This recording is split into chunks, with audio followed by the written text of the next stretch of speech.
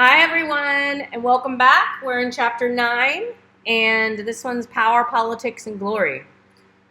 We have about 2 weeks left, so yeah, rocking and rolling. Hope you had a nice 4th. Power, Politics, and Glory. So this is the Imperial Palace, the Forbidden City, Beijing, China. Throughout human history, a vast amount of artwork has been promoted, popularized, or propagandized governments as well as those who lead them. Art has depicted war and helped shape our reaction to it. Art has also celebrated peace. Artistic devices are used to glorify a ruler's image. The idealized image, face and or body depicted without flaw, with youthful vigor, and a wise or dignified demeanor. They have symbols to indicate omnipotence, authority, divine blessing, military or religious power. And they have like compositional devices. It occupies the center, they're shown larger than other figures, clothing may then attract the attention. This is Egypt, 4th dynasty, 2600 BCE. So the rulers have often considered themselves royalty, religious leaders, or divine. The Menkaure and his wife, Queen Hammurabi, side by side are united by the queen's embrace. They display the Egyptian ideal of beauty and maturity. Hammurabi is as large as the Menkaure pharaonic succession, which was traced through the female line. The compact pose makes the sculpture more permanent, and it's befitting the divine descendants of the sun god Ra. This is Emperor Justinian and his attendants, Ravenna, Italy, 547. So just as he dominated the Byzantine Empire, Justinian dominates this piece. He occupies the center between clergy and military and state leaders. As emperor, he wears a purple cloak and a jeweled crown. As a priest, he carries golden bowls with bread, and a solar disk behind his head indicates divine status, right? He represents power and over the military and the church. Flanked by 12 figures, alluding to Christ and the apostles, the clergy holds sacred objects, a crucifix, the Gospels, and an incense burner. And a soldier's shield displays the Chi-Rho, an ancient symbol of Christ. Wow.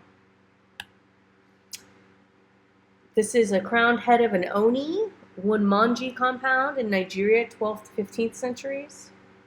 Brass, smaller than life size. This delicately detailed portrait of an early African ruler expresses a sense of calm, security, and poise. In West Central Africa, the head alone carries the qualities of a ruler. The crowned head of an Oni represents the ruler's naturalistic style, sense of calm and serenity, beautiful flowing features, crown, a royal insignia. Lines on the face indicate scarification or a beaded veil, and neck rings similar to those worn by the Yoruba. These are some different styles. You can compare and contrast.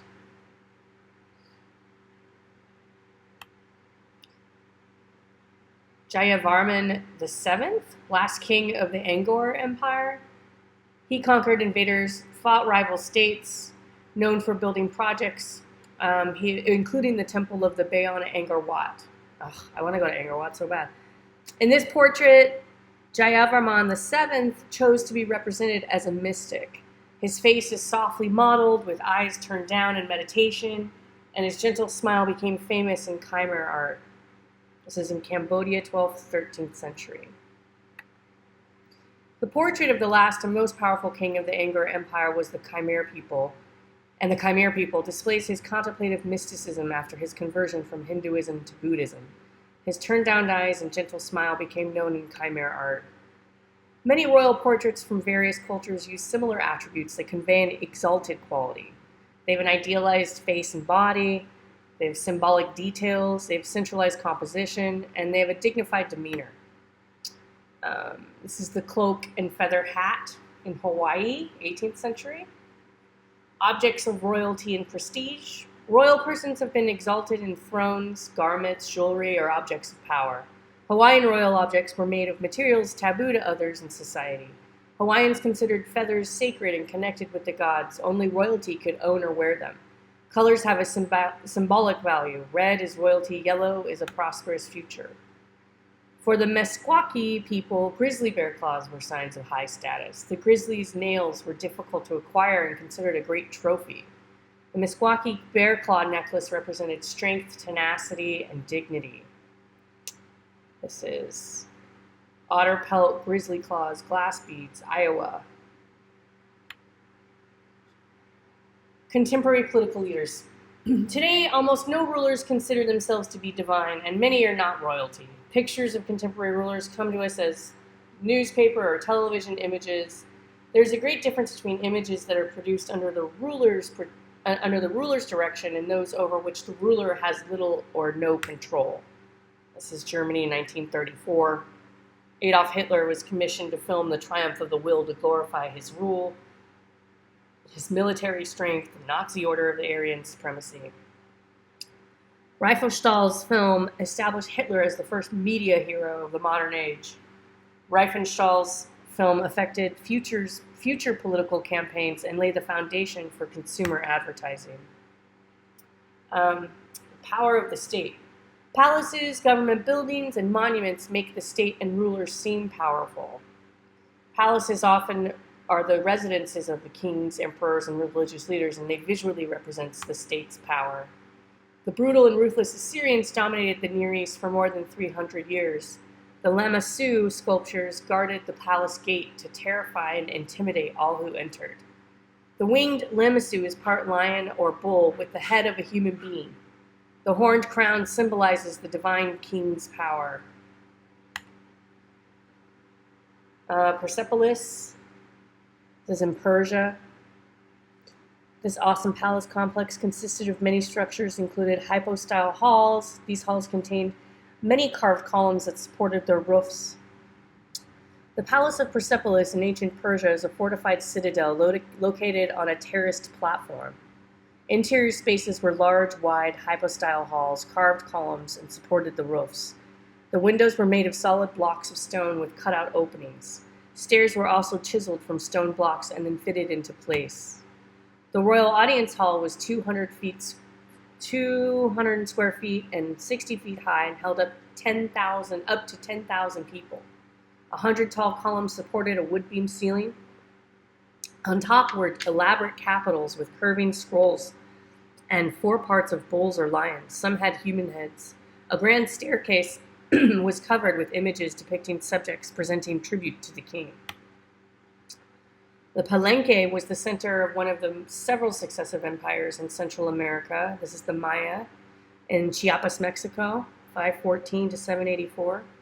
A Palenque provided living quarters for the Mayan royalty, a center for religious rites, facilities for astronomical studies, and an administrative precinct. Several thrones were found within the galleries. The 72-foot tower added important verticality to the horizontal design. Large tower windows facing the 4 cardinal points may have had both astronomical and defensive uses. Oops. Oh, that's a fuller picture. Beautiful. This is the Imperial Throne Room in the Hall of Supreme Harmony at the Forbidden City. Chinese royal architecture supported the emperor's claim to be the son of heaven, father of people, and the one who maintained heaven on earth. The palace had 9,999 rooms, and no commoners were allowed.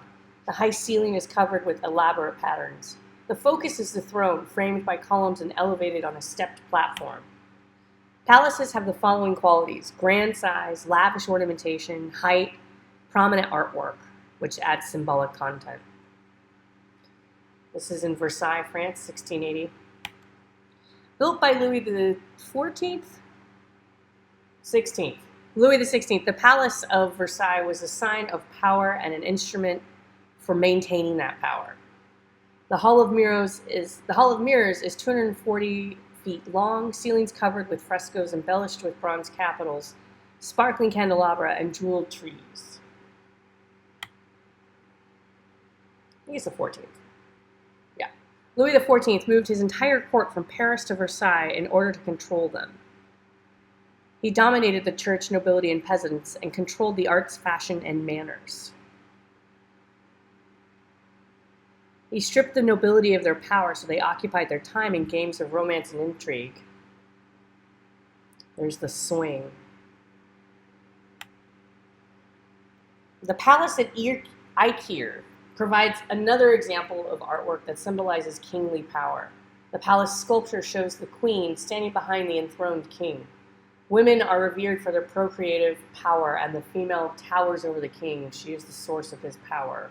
It's in Nigeria, 1910. The senior wife stands behind the enthroned king, giving her high status of her procreative power. His crown is topped by a bird symbol for female, which represents reproductive power, ancestors, and deities. Seats of government. This is the Houses of Parliament in London. Social and political pressures help determine which styles of architecture are used in government buildings. In 1836, the old Houses of Parliament burned. A new design was sought that would reinforce England's desire to create a national identity. Charles Barry, the architect, used the Gothic Revival style. A.W.N. Pugin was responsible for ornamentation. Both felt Gothic Revival was appropriate for a Christian nation. The building resembles a medieval church or a castle, visually housing Parliament in a metaphor of the church with the strength and power of the government. To Paparamare, the Maori meeting house in the Maori village, 19th century. New architecture evolved on New Zealand in response to political and social needs. In the 19th century, the Maori nation changed radically as a result of European colonization.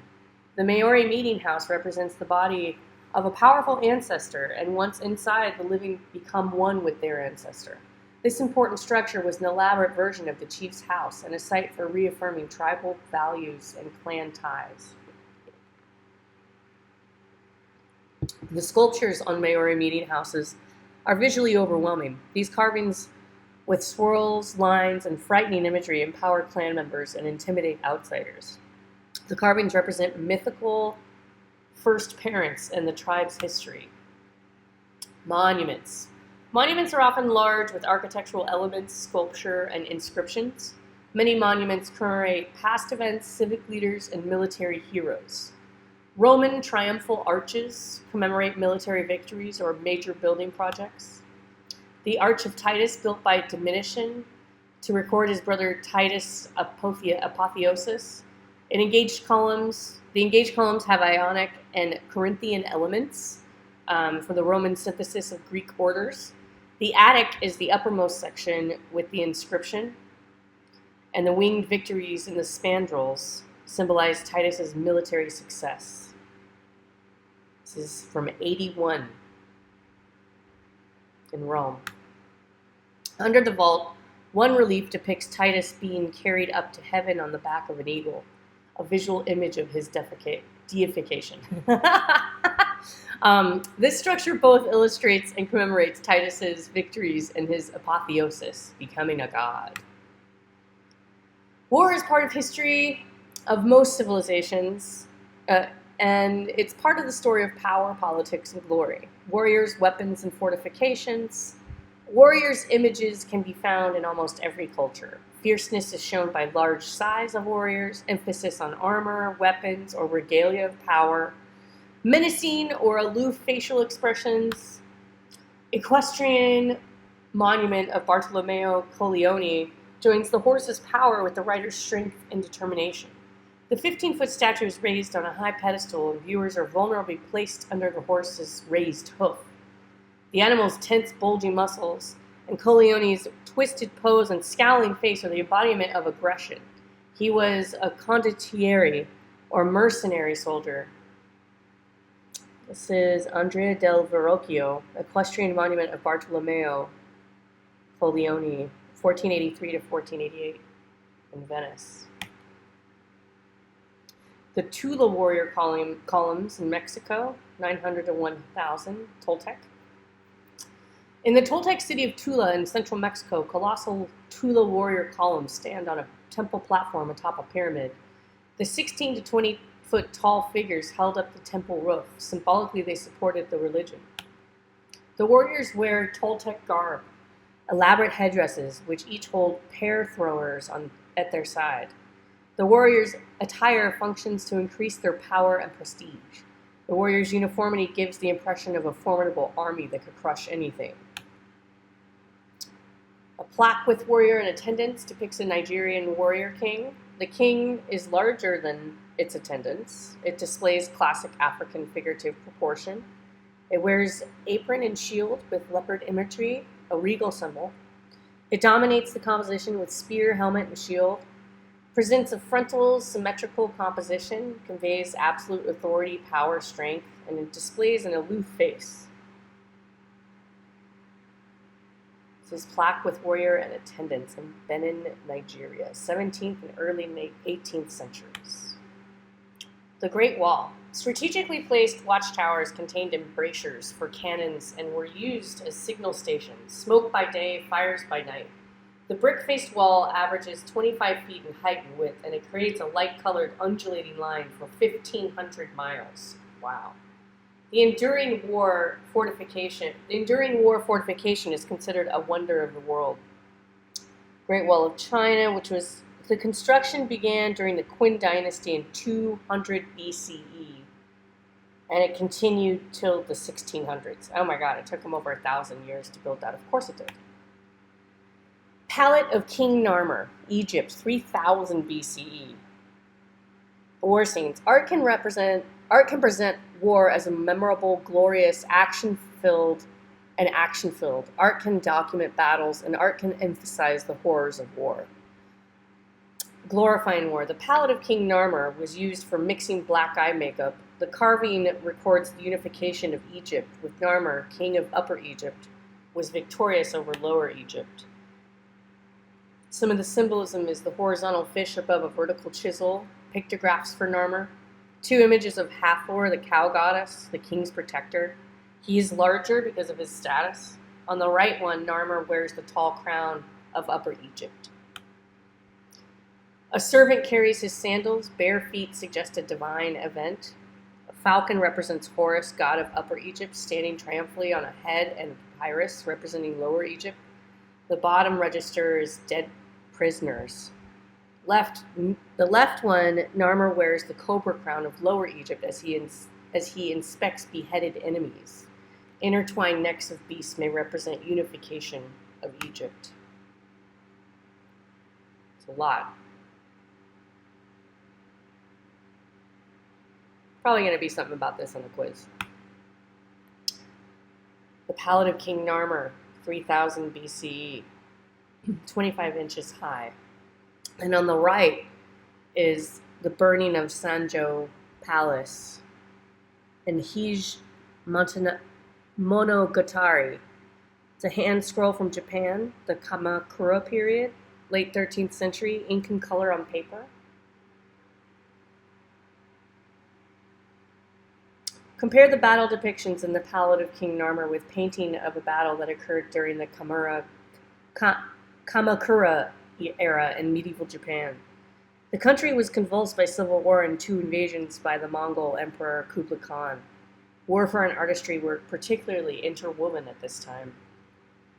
In a scene from the Hige Monogatari, which is an illustrated scroll nearly 23 feet long, telling the tale of 2 feuding clans in the 12th century. Its strong visual contrast heightens the sense of chaos. Jumbled shapes differ from the clean lines of the palace roof. Groups are juxtaposed with single figures to build and then diffuse dramatic moments. Here's a dead Confederate soldier with gun photograph from 1865. The 19th century battle scenes. Before the camera, artists had license to exaggerate or even fantasize about the battles and warriors. But now, along with romanticized photographs of war heroes, came horrific battlefield scenes such as dead Confederate soldier with gun. The first to photograph war, Brady made 3,500 photographs covering both sides of the U.S. Civil War. Brady often arranged props such as the rifles to enhance both the composition and the sense of tragedy.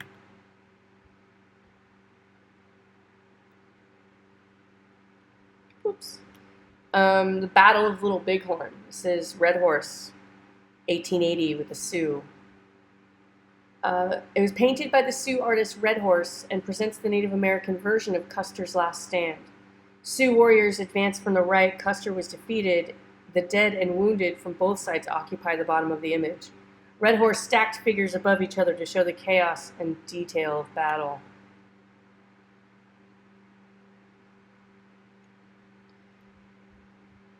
War is still glorified in 20th century art, but more images present the horrific side. After the Russian Revolution in 1917, Vladimir Lenin saw the advantages of film. With Sergei Eisenstein was commissioned to glorify the heroism and martyrdom of the Soviet people in his film Battleship Potemkin from 1925. Eisenstein used many cinematic devices, full views, extreme close-up, pan shots, iris, blurred edges, traveling camera, flashback, and cross-cutting. Eisenstein's strength was his editing. That's free on YouTube if you want to watch it. He used a rapid form of montage that allowed the viewers to piece together the narrative from fleeting images. Quick-cut images capture the feelings of terror, panic, and chaos. Guernica. This is Pablo Picasso, 1937. It's in Madrid. Guernica dramatized, although I think it's been traveling because my friend's seen it. Guernica dramatized the 1937 destruction of the Basque capital during the Spanish Civil War. German Nazi planes bombed the city, which burned for 3 days and left more than 1,000 people dead. Horrified, Picasso immediately made sketches for the painting and blended aspects of surrealism with cubism. The bull represents fascist Spain doomed to be tortured and suffer a slow, inevitable death.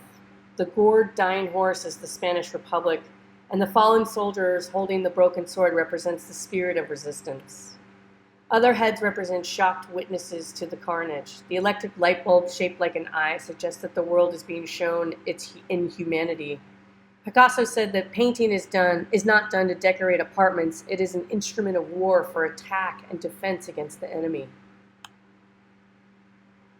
Wow. War memorials. The USA Marine Corps War Memorial commemorates 6,800 U.S. soldiers who died in the battle for Iwo Jima Island in World War II. The sculpture is a copy of a photograph that captured the flag raising after the Marines charged up Iwo Jima's Mount Suribachi. That's at Arlington Memorial Cemetery. Weldon's bronze sculpture is larger than life. It's huge, it's grand, it's dramatic.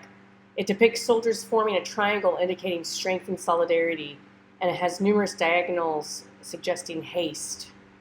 The past blends with the present as every day a real flag is raised and lowered on the memorial.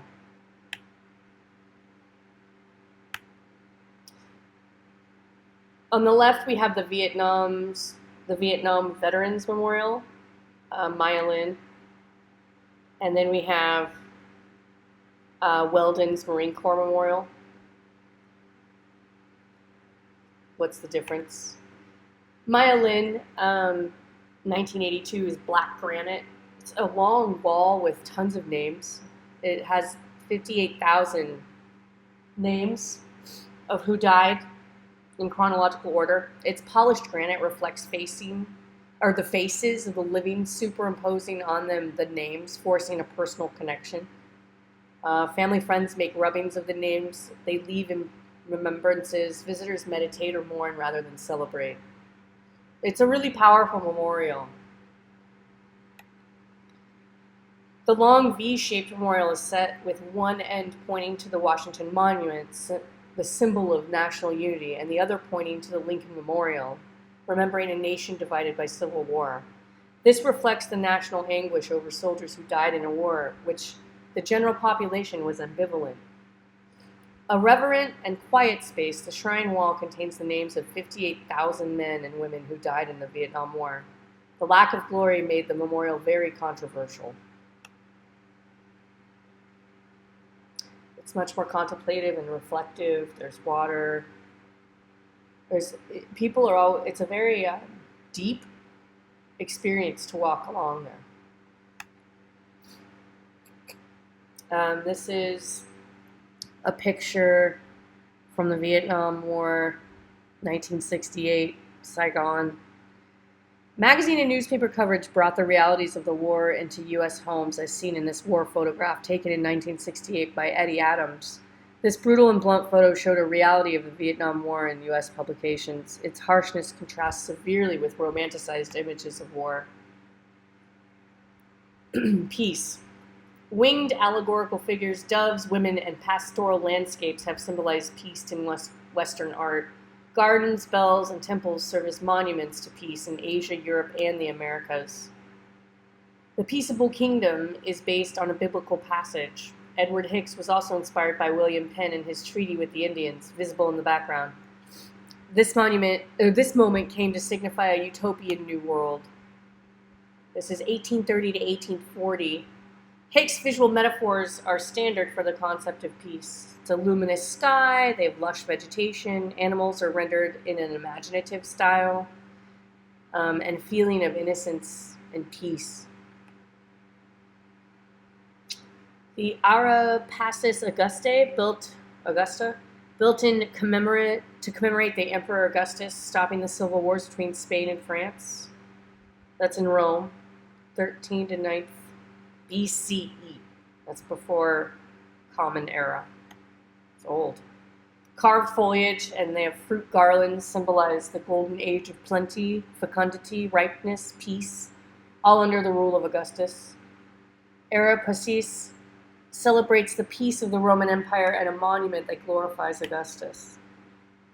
Montezuma's headdress in Mexico, 1319 Aztec. Quetzal and Cotinga feathers, gold plaque. This is in Vienna. Of course it's in Vienna. Art and gifts are often exchanged to seal peace treaties. Precious objects may show submission or given to avoid further confrontation. Montezuma's headdress was given to Cortes as a peace offering or a last measure to avoid Montezuma's demise. Native Americans created tomahawks and pipes to use for peaceful exchange. The presentation pipe tomahawk weapon was superbly crafted and was meant to be presented as a ritual peace offering. 1820. This is from Ottawa. I think that's it. All right, I'll see you in the next chapter.